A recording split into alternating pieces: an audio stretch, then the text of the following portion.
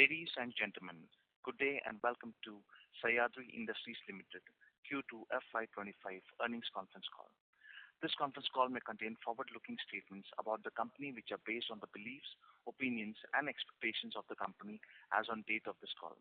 These statements are not the guarantees of future performance and involve risks and uncertainties that are difficult to predict.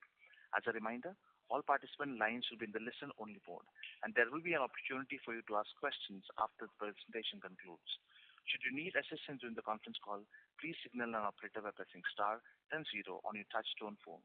Please note that this conference is being recorded. I now hand the conference over to Mr. Tulsiram Maheshwari, Whole-Time Director, CEO and CFO. Thank you, and over to you, Mr. Maheshwari. Good afternoon, everyone, and thank you for joining us on the Sahyadri Industries Limited Q2 and H1FY25 earnings calls. I'm accompanied by Mr. Arvind Garg, our Financial Controller and SGA, our Investor Relations Advisor, on this call today. I hope everyone had a chance to view our financial results and investor presentation, which was posted on the company's website and stock exchanges. Let me begin with the business overview followed by financial performance for Q2 and H1FY25, where we navigated a challenging environment marked by softer demand and prolonged monsoon conditions, which impacted us across many regions. The on-ground demand continues to be tepid on account of lower consumer spending, especially in the rural areas of the country. This extended monsoon affected our volume uptake, resulting in moderate decline of 6.6% in overall income in H1FY25 compared to the same period last year. The EBITDA also dipped by 16.3% in HY FY25 on a YOY basis. This decline in EBITDA is on the back of rise in export ocean freight expenditure due to shortage of containers. Lower capacity utilization levels have also impacted, resulting in lower EBITDA. The capacity utilization in the first half stood at 73%, which was slightly below last year level of 77%, underscoring the influence of these external factors on our operations. We are pleased to share that the board has approved to acquire 26% of equity of Imber Solar One Private Limited. The acquisition involves purchase of equity shares against cash consideration of 1,28 lakhs. The company in undertaking this acquisition to provide captive power to its Tamil Nadu plant under the group captive scheme as per the Electricity Act 2003. Now moving on the financial performance, for H1 FY25, total income stood at rupees 324.6 crores for H1 FY25 as compared to rupees 347.3 crores in H1 FY24. EBITDA for H1 FY25 stood at rupees 35.2 crores against rupees 42 crores in the corresponding period last year. EBITDA margin reported at 10.8% in H1 FY25. The company registered profit after tax at 14.4 crore in H1 FY25 against rupees 18.9 crore in H1 FY24. For Q2 FY25, total income stood at 106.8 crores for Q2 FY25 compared to 121.3 crores in Q2 FY24. EBITDA for Q2 FY25 was 10.3 crores, down from 13.6 crores in the same period last year. EBITDA margin was 9.6% in Q2 FY25. Profit after tax was rupees 1.9 crore in Q2 FY25 compared to rupees 3.8 crores in Q2 FY24. To summarize, we continue to navigate macroeconomic headwinds in terms of market demand and pricing pressure, both of which we have presented further challenges in maintaining our growth momentum. Despite these challenges, we remain committed in improving our operational efficiencies and capturing high market share in the existing markets. We expect demand revival in future. Thank you. Now we open the floor to QA session. Thank you. We will now begin the question and answer session. Anyone who wishes to ask a question may press star and 1 on your touch-tone telephone. If you wish to remove yourself from the question queue, you may press star and 2. Participants are requested to use handsets while asking a question. Ladies and gentlemen, we'll wait for a moment while the question queue assembles. The first question comes from the line of Sauresh Pal with KRSP Capital Limited. Please go ahead. Yeah, thank you for the opportunity. Sir, my question is, in our roofing business, are we seeing any signs of uptick in second half of this financial year? And what is your outlook for the second half of this financial year? See, as I mentioned that rural economy is still not picked up. Hopefully post election, particularly in the Maharashtra, and after this, that harvest which that comes in the hands of farmers, hopefully the things would be better. Okay, sir. And as per our margins, is there in our presentation you have mentioned that we are foraying into value-added products. So where do you see our margins going ahead from here? Can you come again? Your question is not clear. Yeah, sir. My question is, in the investor presentation, it is mentioned that our company is foraying into value-added products. Yes. So if you can provide some light on where do you see the margins going ahead? See, as you have seen our value-added, last year it was 16%, now it increased to 17%. Going forward, the value-added would be going to 25%. That's what we are maintaining and we are working towards it. And value-added margin are better than the normal. So what difference is there in the normal products and value-added products in terms of margin? Margin, it will be around 15 to 20% higher in the value-added. Okay. Thank you. That's all from my side.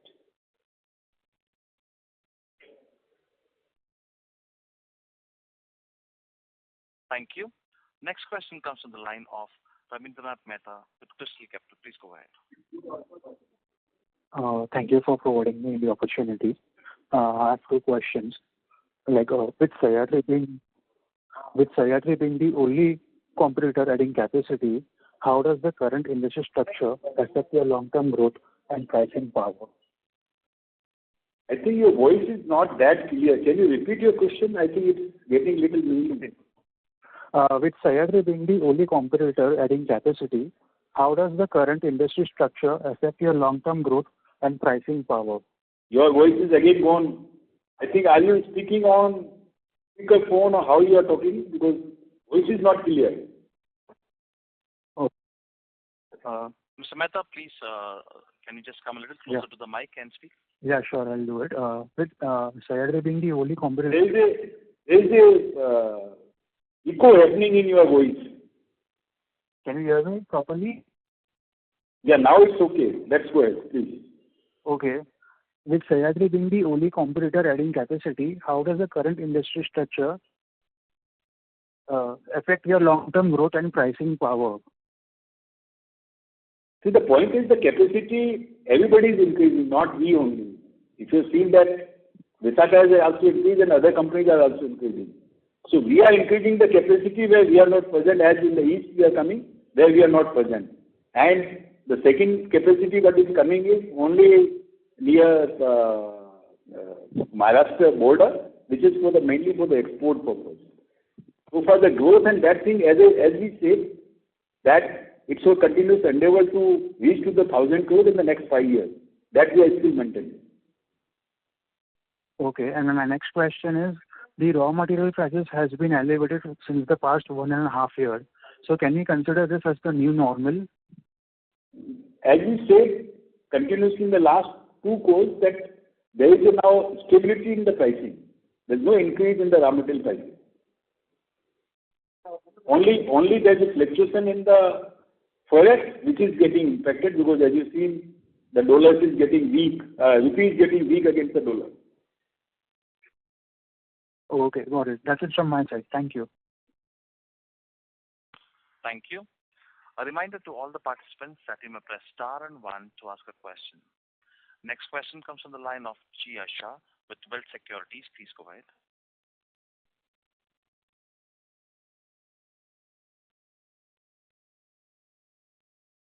We have lost the line of Ms. Shah. Next question comes from the line of Tania DI. Please go ahead from Mehta Investment.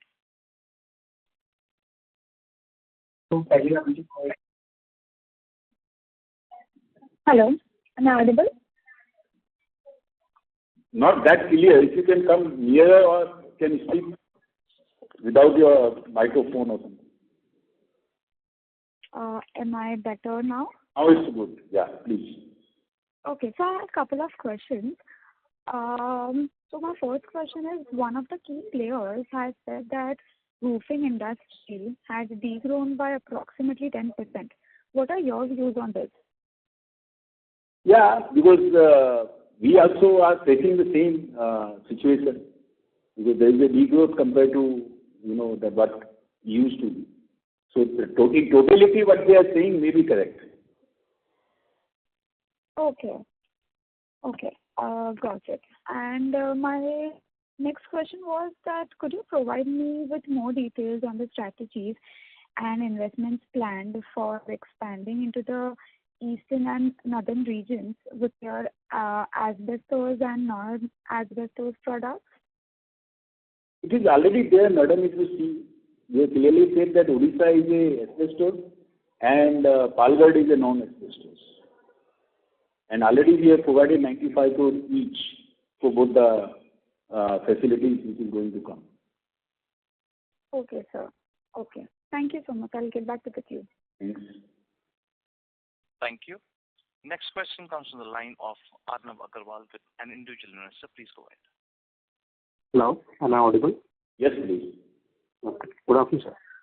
Couple of questions, sir. My first question is that for the past few quarters, we have seen commentary around subdued rural demand and pricing pressure due to limited ability to pass on cost increases. So how do you see this demand recovering in the near term? See, that all depends on how the rural economy improves. And that is not impacting to us. I think if you've seen the results of most of the FMCG companies are impacted because of that rural economy going down. So that all depends how now this time the monsoon is good.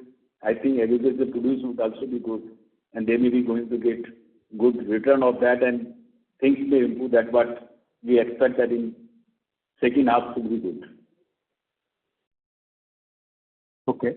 So my next question is that what is the rationale behind the acquisition of your recent Emerge Solar One Private Limited? See, as we said, this is purely a solar power where we are going to invest around 1.26 crore, and we are going to get the required quantity of power which is being used in our Tamil Nadu plant, Perundre. And the saving would be around 2.5 unit, rupees 2.5 unit. So it is for self-consumption, right? Hello? 18 to 24 months is the payback. Okay. Got it. Thank you. Thank you. Thank you. A reminder to all the participants that you may press star and 1 to ask a question. Next question comes from the line of Raj Mehta with Wisdom Advisors. Please go ahead. Yeah, so I have a couple of questions. So first is with asbestos prices having increased 40 to 45% and ASPs rising only 67%, how do you plan to manage this margin pressure, and is there any scope for further price adjustments?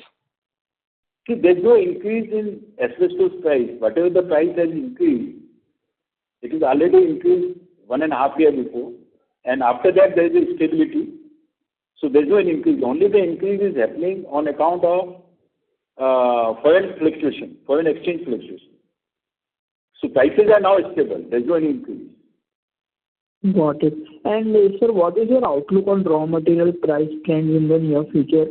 So given the recent challenges in sourcing asbestos and the normalization in procurement, how are you managing inventory levels to mitigate future supply disruptions?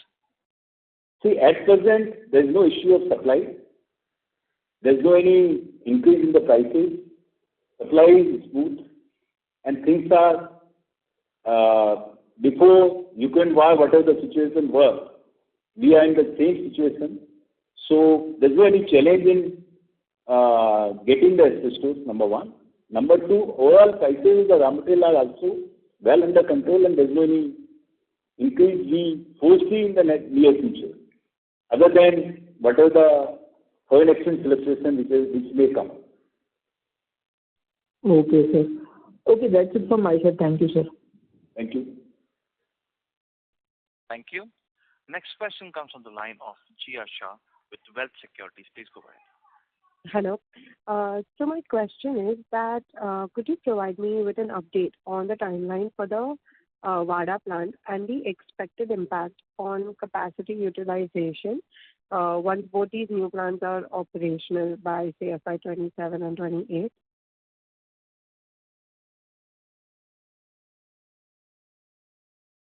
Hello? Ladies and gentlemen, we have lost the line for management. Please stay connected.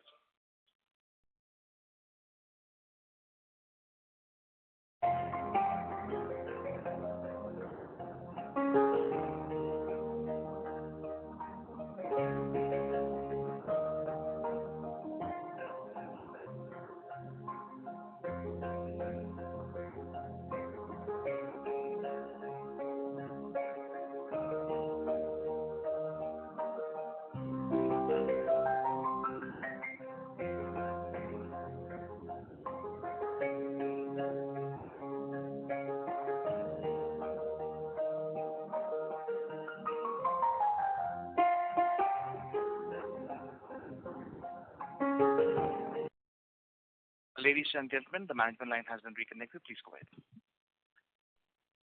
Hello? Yes, please. Okay. I'll just repeat the question. So if you could provide me with an update on the timeline for the VADA plant and the expected impact on capacity utilization once both new plants are operational by FY27 and 28. See, as we mentioned, it would be VADA plant will restart somewhere in the Q4 of FY26, and it will take 2 years to reach to a capacity of 75% capacity utilization. It is not going to impact our existing capacity because that's already set.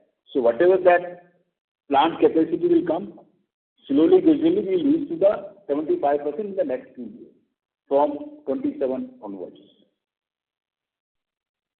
Okay. And my second question is that how do you see the EBITDA margins going forward?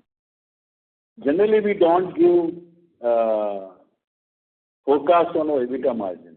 It is all depends on how the real economy work, how the economics work, depends on that. But we generally don't give any forecast on the EBITDA margin. All right. Okay. That's it from my side. Thank you. Thank you. The next question comes to the line of Deep Gandhi. And before that, a reminder to all the participants that you may press star 1 to ask a question from iThought PMS. Please go ahead. Yeah. Good afternoon, sir. Good afternoon. So first question is on the roofing side. So we've reported losses, EBIT losses this quarter. So if you can talk about it, is it entirely because of rupee depreciation or were there also other factors? As we have mentioned in the press release also, there is a lower capacity utilization, and also the export transportation, the sea freight has increased. These are the two main factors, in addition to the lower demand in the market. Sure. And sir, are those problems still persisting in quarter 3 or has there been some improvement? Quarter 3 would be better compared to the Q2, definitely. Because now, post-Diwali, things are looking better. So hopefully, it will be positive. Sure. And sir, as we know that some of the other competitors are also increasing the capacity. So, the rural economy not doing well, do you think there can be a pricing pressure so that the volumes gets absorbed in the industry because of the slow demand and the capacity is increasing in the industry? Is that a possibility? See, the point is, whosoever increasing the capacity, I think they have done their homework, because there's definitely there might be having a demand in the area where they are increasing the capacity. So far we are concerned, we are increasing the capacity where we are not present. So I don't see that is going to impact it anywhere on the capacity utilization of the pricing. Barring few months when you start the new plant, initially 3 to 6 months, always there is a pressure on existing player, and also they will have a pressure to increase the capacity utilization. Other than that, I don't see that's a long-term impact. Okay, sir. I join back this. Thank you. Thank you. Ladies and gentlemen, as there are no further questions, we have reached the end of question and answer session. I would now like to hand the conference over to Tulsiram Maheshwari for closing comments. Thank you, everyone. I hope we have been able to answer all your questions satisfactorily. However, if you need any further clarification or want to know more about the company, please contact SGA or Investor Relations Advisor. Thank you. Mr. Maheshwari, we have one more question. Do you want to take it? Please, go ahead. From the line of Aditya from Security Investment Management. Please go ahead. Hi, sir. Thanks for the opportunity. Sir, have we, in the roofing business, have we taken any price cuts this quarter? Price cut is a minimal. Okay. So this 13 to 14% drop in revenue year on year, this is purely because of volume? Mainly the volume, capacity utilization, and as I mentioned, the export sea freight. Okay. And sir, in the marketplace, are we witnessing higher discounts by unorganized or smaller players? Are we witnessing that sort of a phenomenon because the demand is pretty low? See, by giving a discount or by reducing the price, I don't think the material can move. It can move for a few days, but after that it is going to have impact. I don't think the pricing plays a bigger factor in when the market is dull. Understood, sir. Okay, sir. Thank you, sir, for answering my questions. Good. Thank you. Thank you. Next question comes from the line of Guneet Singh with Counter PMS. Please go ahead. Hi, sir. We enjoy margins between 17 to 24% earlier, probably from FY18 till FY22. So I just would like to understand, are the foreign margins only attributable to increase in raw material prices, or is there some change in the supply dynamics? Have our competitors added supply in the market, or has competition increased, which has led to lower pricing power? Or can we just simply attribute this to increase in price of raw materials? What's your take on this? See, what you are comparing is correct, that 18 from 2018 to 2022, the market situation was different, dynamics were different. Now, because before 2 years, it was seen 1.5 years before, the raw material prices were increased around 40 to 45%.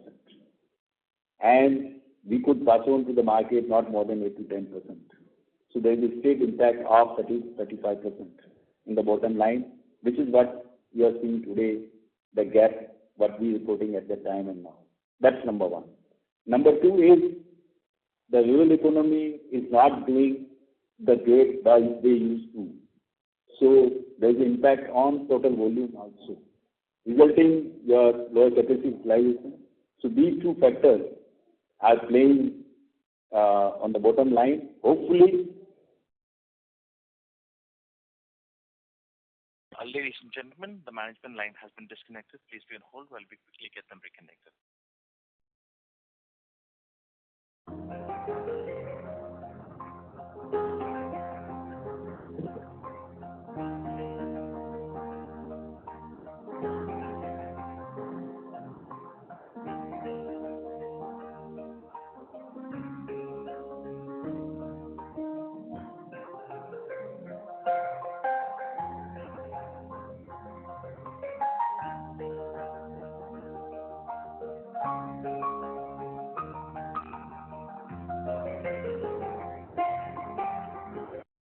Ladies and gentlemen, the management line has been reconnected. Please go ahead.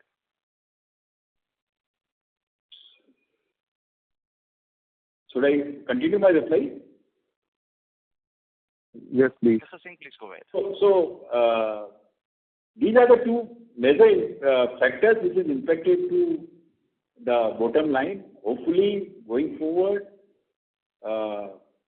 see nothing from the promoter, from the management side, we are working the way we were working earlier. I think we are working more aggressively, but market has to give support, and if everything is fine, we will again reach to the same glory what we used to. All right, so basically the supply dynamics have not, I mean, it's not that the market has been overcrowded or competition is very high, it's just that raw material prices and demand have been subdued. But recently, sir, we have been reading about rural demand picking up because of good rains. So are you seeing those upshoots? I think second half should be good, and post Diwali we are seeing little bit spike in the demand. So if this continues, I think should be good. And so my assumption about the supply dynamics is also correct, right? Raw material side, I don't see there will be any reduction in the prices of that. If they maintain this, that will be also okay, but only the forex part, which is going to play the role. If you've seen in the last 15 days to 20 days, rupee devaluation is around. Sorry, sir, I was talking about the supply dynamics, the supply of, oversupply or over competition. So is my assumption that, there is no, oversupply in the market or the supply, because based on the demand only we produce it, because there's no point of producing and keeping in the stock. So that's not the case. For production, we take a cut generally. So that for the overall market as well, I just want to understand, is the supply or competition, has that increased over the previous, say, 3-4 years? No. Because more or less capacity is same in the market where we are working. All right, sir. So, and in terms of percentage, what are top 3 raw materials and their percentage, contribution in the total raw material cost? Can you come again? Your question is not that clear. Sir, I'm saying, in terms of percentage of total raw materials used or raw material cost, what are top 3 raw materials and their total contribution in Mainly the fiber and cement. As bit as fiber and cement? Yeah, mainly these two. All right, sir. Thank you very much. Thank you. Thank you. Next question comes from the line of Sauresh Pal with KRSP Capital Limited. Please go ahead. Yeah, thank you, sir. Just a follow-up question. Sir, I have noticed that in good times, our company's margin used to be around, EBITDA margin used to be around 20%, 24%, and in bad, historically, and in bad times, 6%, 9% in EBITDA margin. So, is it fair to assume that we are in the bottom range of the margin, and one can only expect things to improve from here on? We don't know when it will happen, but things only can improve from here. Is that a fair assumption, sir? Yeah, it has to improve. So, if the raw material cost comes down and if the rural economy does well, that will be the trigger, right?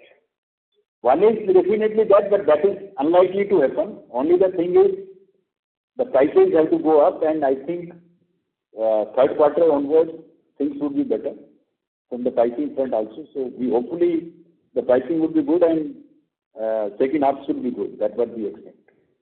No, sir, I'm not talking about short term. I'm talking in terms of long term, like how I know that our company is in a cyclical industry, so you might have seen this thing happening in the past also, that 2-3 years margins are down due to several factors, and then it goes up. So how long the cycle usually plays out in case of our company? It's difficult to tell you about this, but we all are expecting that things will be upside going forward.